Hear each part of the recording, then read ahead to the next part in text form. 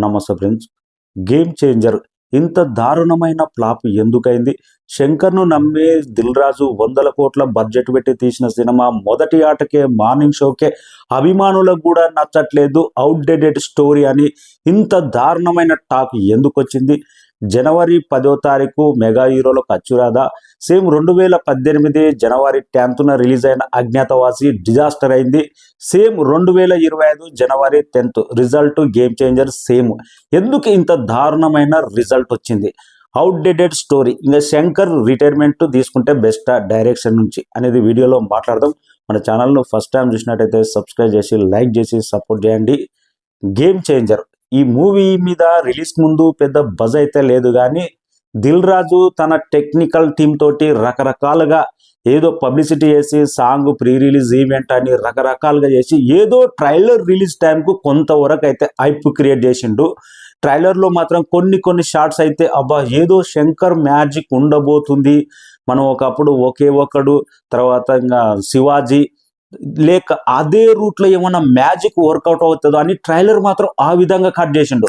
కానీ సినిమా చూసిన తర్వాత అది అదే ఇది ఇదే. నువ్వు 90ల నాటి స్టోరీ తీసుకొచ్చి ఇప్పటి కాలానికి ఇప్పుడు టేస్ట్కు తగ్గట్టు తీయకుండా అదే స్టోరీ తీస్తే ఇప్పుడు ఎవరు చూస్తాడు?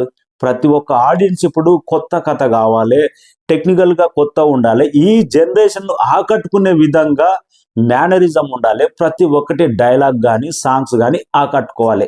ఇంకా శంకర్ నేను భారతీయుడు, ఒకే ఒకడు, జెంటిల్మెన్ ఆ తరహా స్టోరీ తీసుకొని ఏదో ఫ్లాష్ బ్యాక్లో ఏదో ఈయనకు అవుతుంది, దానికి రివెంజ్ కోసం కొడుకు ముందరికి వస్తాడు అన్నట్టు తీస్తే రిజల్ట్ మాత్రం ఇప్పుడు 2025లో ఆ స్టోరీలు నడవవు.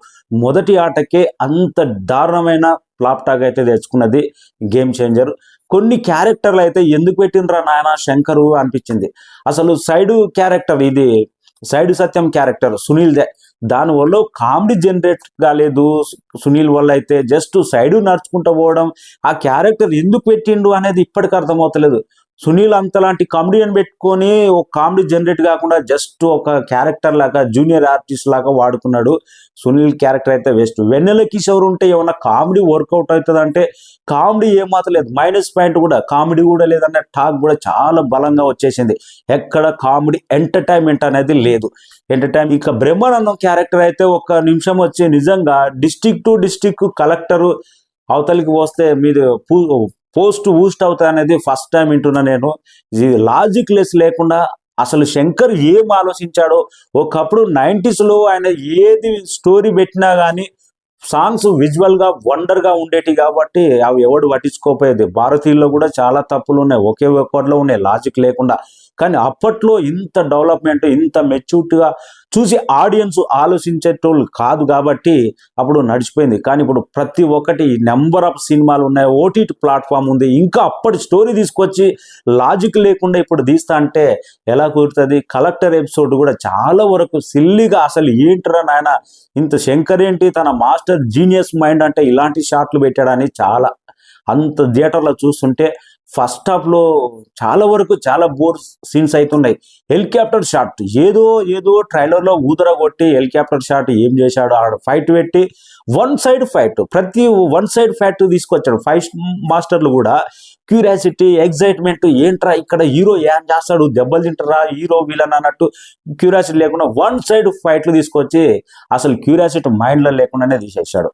ఇంకా సినిమాలో చెప్పుకోదగిల్చింది శంకర్ ఏంటంటే ఫ్లాష్ బ్యాక్ ఎపిసోడ్ ఎమోషనల్గా బాధిస్తాడు. మనకు చాలా సినిమాలు, అపరిచితుల్లో ఆ పాప ఎమోషనల్ క్యారెక్టర్ చనిపోయేది కానీ, జెంటిల్మెన్ కానీ, తర్వాత భారతీయుడు స్వతంత్రం కోసం కానీ, రకరకాలుగా జీన్స్ మూవీలో కానీ ఇలాంటిది సేమ్ అదే కోవలో ఎమోషన్. మనకు ఏదో అప్పన్న క్యారెక్టరు నవహృదయ పార్టీ ఏదో ఉంటుంది, ఆ పార్టీ స్థాపించడానికి జస్ట్ ఆ పంచగట్టి చూస్తే మళ్ళీ పార్టీ స్థాపించే స్థాయి వ్యక్తి మళ్ళీ సైకిల్ వేసుకొని తిరుగుతుంటాడు.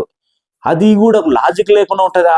మళ్ళీ అది ఏదో వ్యవసాయం ఒక అంత కొంతవరకు అయితే ఎమోషనల్గా ఆ నత్తి క్యారెక్టర్ కూడా మనకేదో అసలు ట్రై చేసి చెప్పించినట్టు అనిపించింది. అది మన క్యారెక్టర్లోకి ఇన్వాల్వ్ అయి చూస్తున్నాం, బ్రహ్మాండంగా ఉంది. చరణ్ మాత్రం కష్టపడ్డాడు, క్యారెక్టర్ కోసం కష్టపడ్డాడు, కానీ అది ఆడియన్స్కు కనెక్ట్ కాలేదు. మనకి ఏదైనా ఒక క్యారెక్టర్ కనెక్ట్ అయితే అదే సినిమాను కొంత కాకుండా కొంత స్థాయికి నిలబెడుతుంది. ఆ అప్పన్న క్యారెక్టర్ కోసం కోసం రామ్ చరణ్ అయితే చాలా వరకు కష్టపడ్డాడు. కానీ ఇంకొకటి ఉంది, సేవింగ్ లుక్లో గడ్డం ఉంటేనే రామ్ చరణ్ స్టైలిష్ లుక్. కానీ ఎప్పుడైతే సేవింగ్ చేసుకొని క్లోజప్ షాట్ పెట్టినప్పుడు మాత్రం లుక్స్ కూడా చాలా శంకర్ డిజైన్ చేశారా లేకపోతే ఎవరు కానీ అంత బెటర్గా లేవు. ఇది కూడా ఒకటి మైనస్. ఇక ఖైరో అద్వాని వాళ్ళ లవ్ స్టోరీ మాత్రం ఇలాంటి పొలిటికల్ డ్రామాలో ఒక నువ్వంటే అని ఒక ఆఫీసర్, ఒక సిన్సియర్ ఆఫీసర్, ఒక అవినీతి పరుడు, ఒక రాంగ్ రూట్లో వెళ్ళే పొలిటీషియన్, ఇలాంటి డి అంటున్న టైంలో అసలు లవ్ స్టోరీ అనేది సెట్టే కాదు. లవ్ ట్రాక్ అనేది అది ఎక్కడ అసలు ఇమడదు. కానీ లవ్ ట్రాక్ పెట్టి బిగినింగ్ లో మాత్రం అది కూడా ఏ మాత్రం సెట్ కాకుండా తీశాడు. లేకపోతే ఒక డిఫరెంట్ వేలో తీయాలి. భరత్ అనే నేను కొరటాల శివ చాలా బాగా తెరకెక్కించాడు. దాది కూడా ఒక మెచ్యూరిటీ లవ్ స్టోరీ లాగా వాళ్ళ ఇంట్రాక్షన్ కానీ, వాళ్ళది భరత్ అనే సినిమాలో హీరో మహేష్ బాబు వాళ్ళ ఇంట్రడక్షన్ కానీ ఒక రేంజ్ లో ఆ స్థాయి ఉన్నప్పుడు, కానీ ఒక కలెక్టర్ స్థాయి వ్యక్తి లవ్ ట్రాక్ అనేది చాలా సిల్లీగా అసలు అర్థం లేకుండా అది కూడా చాలా మైనస్ అయింది. ఇంకా శంకర్ డైరెక్షన్ ఇంకా అనుకుంటే బెస్ట్ ఏమో నాయన అనిపించే రేంజ్లో అవుట్డేటెడ్ స్టోరీ. చాలా మంది ఫ్యాన్స్కే నచ్చట్లేదు. అంటే సినిమా అసలు Ram Charan collector, IAS, IPS, ఇన్ని క్యారెక్టర్లు, అప్పన్న క్యారెక్టరు, రకరకాలుగా లాజిక్ లేకుండా ఇక ఒక ఆఫీసరు తర్వాత ఒక మంత్రిని ఆటాడుకోవడం, ఇవన్నీ చాలా వరకు అవుట్డేటెడ్ స్టోరీ. ఒకప్పుడు నడిచింది. ఇప్పుడు ఎవరు పవర్ ఏంటి, వాళ్ళ రూల్స్ ఏంటి, వాళ్ళ ప్రోటోకాల్ ఏంటి అని తెలిసిన ఈ జనరేషన్లో ఇలాంటి స్టోరీలు మాత్రం అస్సలు పనికిరావు. అందుకే ఆడియన్స్ మాత్రం ఫ్యాన్స్కే నచ్చట్లేదంటే ఇంక ఆడియన్స్ ఎలా రిసీవ్ చేసుకుంటారు? RRR మూవీ తర్వాత రామ్ చరణ్ హిట్ కొడతారని చాలా మంది అనుకున్నారు. ఆచార్య డిజాస్టర్ అయినా కానీ ఈ సినిమా నాన్న హిట్ అవుతుంది అనుకుంటే శంకర్ మాత్రం దిల్ రాజు ఇంకా శంకర్ ఊహూ ఆహా అని 100 కోట్లు ఖర్చు పెట్టించి దెబ్బేశాడు అనిపించింది. శంకర్ మార్క్ అంటే నిజంగా ఏదో ఒకటి మ్యాజిక్ ఉంటుండే. అప్పట్లో అయితే ఆయన పేరు మీద సినిమాలు ఆడుతుండే. కానీ శంకర్ ఎవరికైనా కొంత టైం వరకే ఉంటుంది. లైఫ్ లాంగ్ అలా ఉన్నంత కాలం వాళ్ళ సక్సెస్ ట్రాక్ అనేది ఉండదు, కొంతవరకు ఉంటుంది. శంకర్ జ్యూస్ అనేది కొంతవరకు అయిపోయింది. ఇంకా ఆయన బాడీలో జ్యూస్ లేదు. అంటే ఇప్పుడు నెక్స్ట్ ఏ సినిమా తీసినా కానీ ఇలాంటి రిజల్ట్ వచ్చే అవకాశం ఉంది. ఆయన ఇండియన్ 2 సినిమా చూసిన తర్వాత అర్థమైంది. ఇండియన్ 2 మీద కొంతవరకు బెస్ట్ ఇది చెప్పాలంటే. ఇండియన్ 2 మీద గేమ్ చేంజర్ కొంతవరకు బెస్ట్. అంజలి క్యారెక్టర్ కూడా ఓల్డ్ అయిన తర్వాత ఆ గెటప్లు, భారతీయుడు సినిమాలో ఏదో గెటప్ వేసినట్టు ఆ మేకప్ వేయడం అంతా కూడా అట్రాక్షన్గా అనిపించలేదు. ఓకే, అంజలి క్యారెక్టర్ ఉన్నంతలో పర్వాలేదు అనిపించింది. సునీల్ క్యారెక్టర్ పర్ఫెక్ట్ వాడుకోలేదు. అసలు ఈ అభిమానులకే ఎందుకు నచ్చలేదంటే అవుట్డేటెడ్ రొట్ట స్టోరీ, అంతకు మించి ఏం లేదు. దానికి 100 కోట్లు ఖర్చు పెట్టి సాంగ్స్ గ్రాండ్గా తీసి ఆ సాంగ్స్కు తగ్గట్టు పెద్ద పాటలు కూడా కుదరలేదు అనిపించింది. సందర్భం లేని పాటలు. ఇంకా ఏంద్రనాయన శంకర్ ఏంటి, శంకర్ మార్క్ ఏంటి రావట్లేదు. ఏదో ఒకటి మ్యాజిక్ జరగాలి కదా. శుభంస్ వచ్చే సీన్స్ కానంటే ఒక్కటి రావు, సాదాగా నడిచిపోతూనే ఉంది సినిమా. అయితే చాలా రొటీన్ సినిమా. అందుకే అభిమానులు కూడా ఇంత జనవరి 10 అంటే మర్చిపోరేమో, ఈ డేట్ మర్చిపోరేమో. ఇంకా మెగా అభిమానులు అయితే అజ్ఞాతవాసి అయినా ఇప్పుడు గేమ్ చేంజర్ అయినా మర్చిపోరు 100%. జనవరి 10th అంత బలమైన దెబ్బ కొట్టేసింది. సాంగ్స్ నానా ఐరాన్న సాంగ్స్, అది కూడా 100 కోట్లు, అది ఎన్నో కోట్లు వేడి తీసినామన్నారు, అది కూడా యాడ్ చేయలేదు. రారా రామచ్చా కానీ తర్వాత ఈ సాంగ్స్ అని పెద్ద చూస్తుంటే విజువల్ గా కలర్ఫుల్ గా ఉన్నాయి కానీ విజువల్ గా వండర్ హోహా అన్నట్టు ఏం లేవు. ఏదో దోప్ కోపం తగ్గించుకోనికి ఏం దోపురా నాయన, దోప్ సాంగ్ పెట్టి అది పెద్ద చూడడానికి అది ఏం సాంగ్ దోపు. రామ్ చరణ్ అయితే 4 years వేస్ట్ అయిపోయినట్టే టైం 100%.